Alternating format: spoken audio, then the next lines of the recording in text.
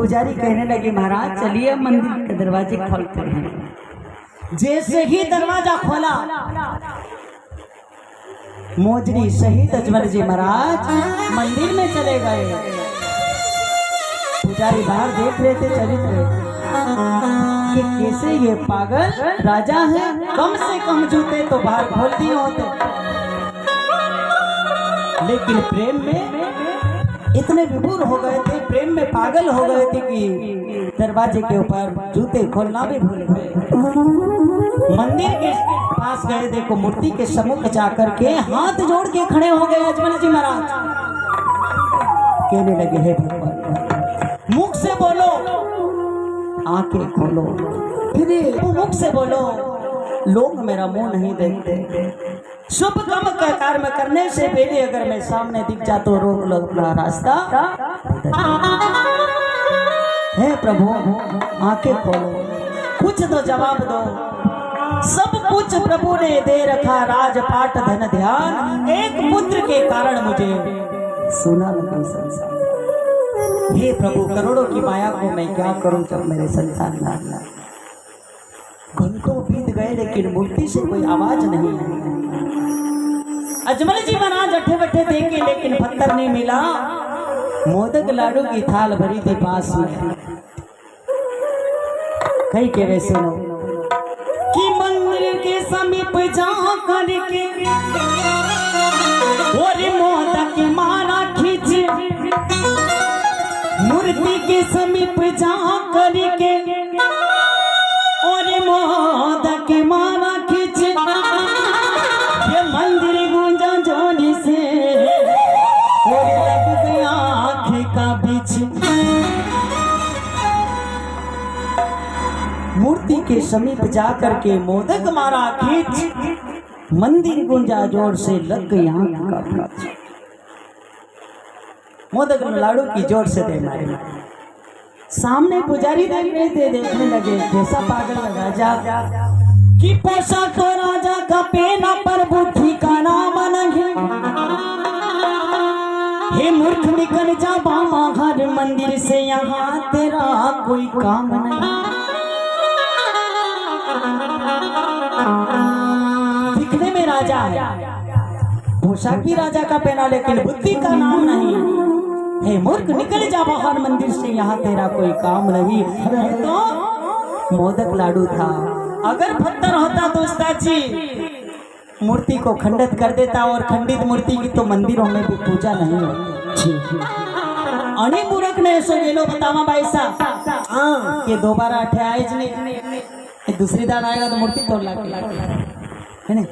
एक काम करा अपन तो यानी समुद्र को बताइए डूबेगा पर मरी जाएगी है ना। अजमल जी महाराज को पुजारी रास्ता बता कि मंदिर में भगवान थोड़ी, यहाँ तो उनकी प्रतिमा है। अजमल जी महाराज को गुस्सा आ जाता। अजमल जी महाराज कहते कि जब यहाँ भगवान नहीं है तो इस मूर्ति को उखाड़ के सिर सागर में फेंक दो। क्या काम, पत्थर पूजे हरे मिले सो मैं पूजू पहाड़, इससे तो चक्की भली जो पीस खाए संसार। मूर्ति काट के मुख से नहीं बोली तो समुद्र में फेंक दो। समुद्र का जैसे ही नाम लिया, पुजारी ने कहा कि भगवान समुद्र में ही मिलेंगे। अजमल जी कहते कि अगर भगवान समुद्र में मुझे तो तू मुझे ही वहां भेज रहा है कि मुझसे पहले किसी को मिले भगत को।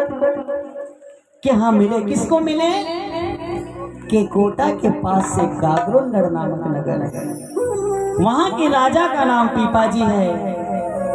उनको भगवान ने दर्शन दिए थे। कई के वैसे और जनी हो खाड़ी में राजा ये पीपाजी ने मिलिया, और जनी हो खाड़ी में राजा पीपाजी ने मिलिया। और द्वारिका नाथ रखे भोया जी मते, झिड़वी खाड़ी में राजा पीपा जी ने मिल गया हमारा द्वारका नाथ बटे पोड़ा क्यों। क्षीर सागर में क्या करते वहां तो बड़ी बड़ी मछलियां होगी, मगरमच्छ होगी, पानी के जीव जानवर होंगे कि नहीं। यहाँ लू की लपटें लगती है, कांटों का मार्ग है, गर्मी अथक गिरती है, तो समुद्र में भगवान विराजमान है क्यों। आधी गर्मी खानी पानी अजमल वो समुद्रिया में सोया रे, आधी गर्मी खानी पानी अजमल समुद्रिया में सोया रे, या ठंडी ठंडी लीला से आवे जियो।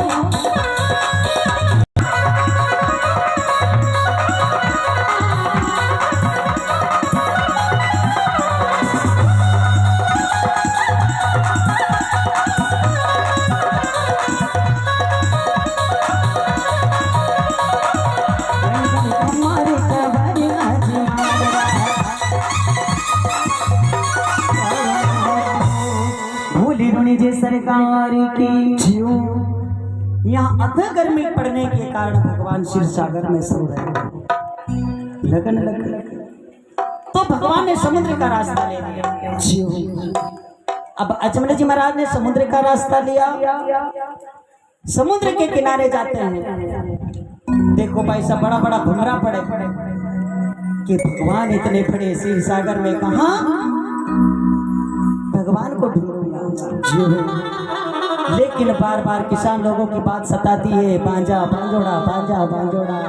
अब तो के तो भगवान को मिल के ही जाऊं वरना मैं वापस अपने नगर में ले जाऊं। भगवान का नाम लेके समुद्र में कूद पड़े।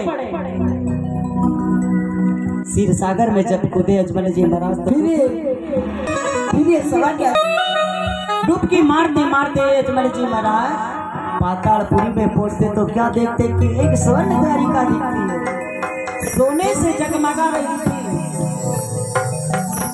पास में गए, प्रवेश करने लगे तो डोरीवान ने रोक लिया कि कहाँ जाता है, क्या नाम है, कहाँ से आया है, हमें सारा हाल बताओ। अजमल जी महाराज कहते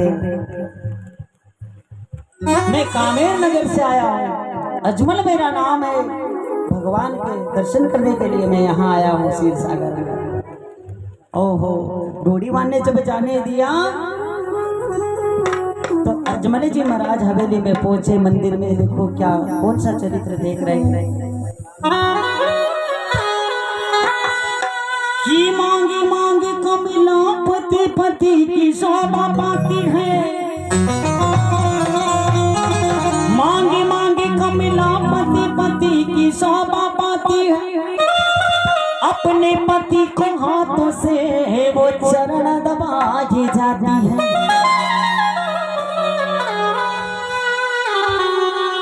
भगवान तो शेष सैया पर सो रहे, शेष नाग की गादी बना के फर्म की छाया में सो रहे और रुक्मणी जी उनके पेड़ दबा रही है के बारे मांग मांग कमलापति पति की शोभा पाती है, अपने पति को हाथों से वो चरण दबाए जाती है।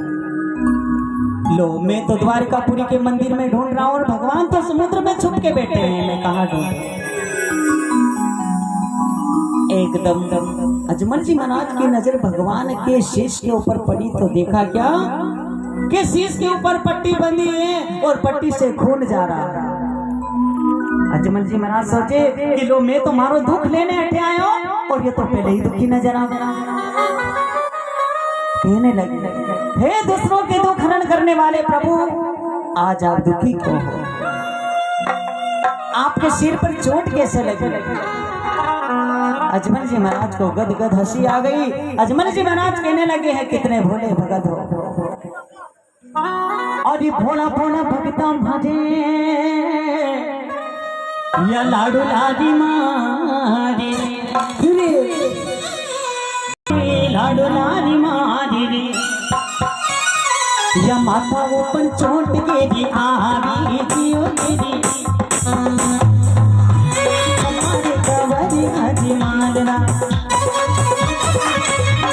भगवान कहने लगे किसी भोले भगत ने द्वारकापुरी के मंदिर में एक मोदक लाड़ू की दे मारी।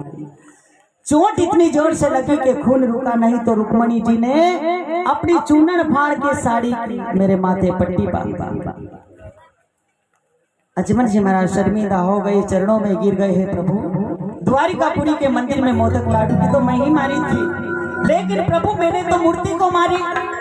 आप तो क्षीर सागर में बैठे, मैंने द्वारिकापुरी में मारी, आप समुद्र में छुप के बैठे, आपको चोट यहाँ कैसे लगी?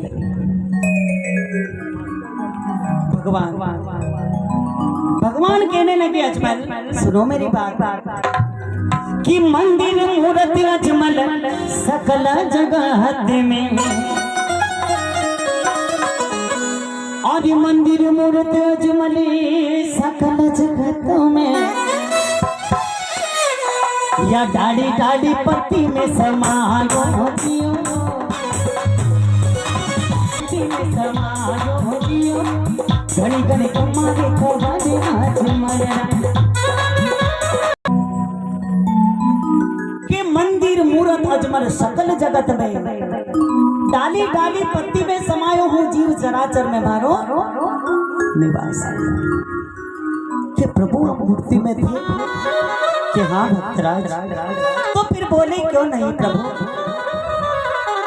भगवान कहने लगे हैं अजमल अगर मैं तुमसे वहां बात करता तो द्वारिकापुरी के मंदिर में कितनी भीड़ थी, लोगों की लंबी लंबी कतारें लग रही थी, और अगर मैं तुमसे वहां बात कर लेता तो तुम्हारी यहाँ आने की जरूरत ही क्या पड़ती?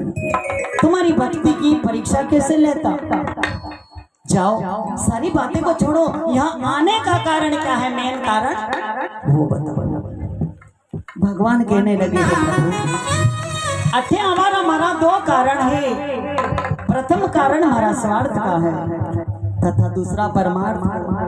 स्वार्थ को कारण मारो यो हो प्रभु कि मेरे यहाँ कोई पुत्र नहीं है, लोग मुझे बांझा कहते हैं, और दूसरा कारण ये है कि मेरे एक सांबर नाम का भगत है, वो भी आपका भगत है, मेरे यहाँ गौवे चराता है, उसके यहाँ भी कोई संतान नहीं। जितनी बार मैं द्वारिकापुरी आया उसकी अर्जी आपके लिए आई है।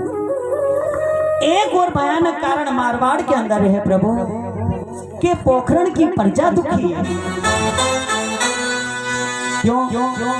कि आदू नाम का दैत्य और भेरू नाम का राक्षस से बड़ा आतंक मचा रखा है। खेल खेल में बच्चों के साथ खेलते हैं, बालक रूप बना करके बच्चों को आसमान में उड़ा के उनका हरण कर ला जाते हैं। ना यज्ञ होने देते, ना भजन भाव होने देते, ना कथा होने देते, ना तुम्हारे नाम का जिम्मा लगा देते। उस भेरू राक्षस ने इतना आतंक फैलाया है। ऐसे कहते कहते अजमल जी महाराज की आंखों से आंसू निकलने लगे। भगवान कहने लगे हैं भक्तराज आज तुम्हारी भक्ति से अति प्रसन्न है, एक काम करो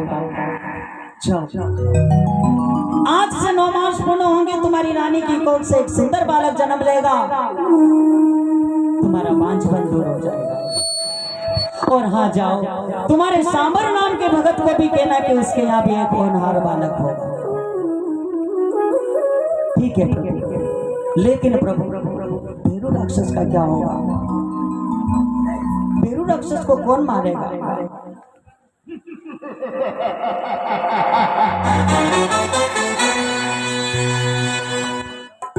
भगवान कहने लगे कि जाओ तुम्हारे यहाँ एक पुत्र होगा, उसके 6 महीने के बाद पालने में मैं आकर स्वयं अवतार लूंगा और भेरू राक्षस को मारूंगा। कि प्रभु आप कैसे आओगे, कैसे मारोगे, किस दिन आओगे, किस घड़ी आओगे, किस बार आओगे, किस महीने आओगे, किस समय आओगे, सारा हाल हमें बताओ। हमें क्या मालूम पड़ेगा आप आएंगे? कई के वैसे लोग